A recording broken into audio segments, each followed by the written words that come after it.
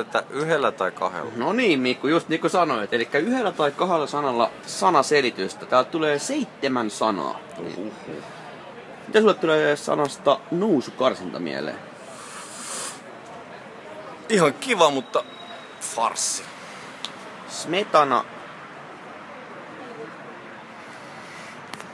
Se mikki on siellä sun käden alla. Ei oo. Mä pidän tälleen, ei oo. Ei olekaan joo, Smetana Special. Ihan ok. 4 divari. Sopiva. Old number 7. Motherfuckers. Salibändi. Ihan vitu jees. Nainenkin tietää.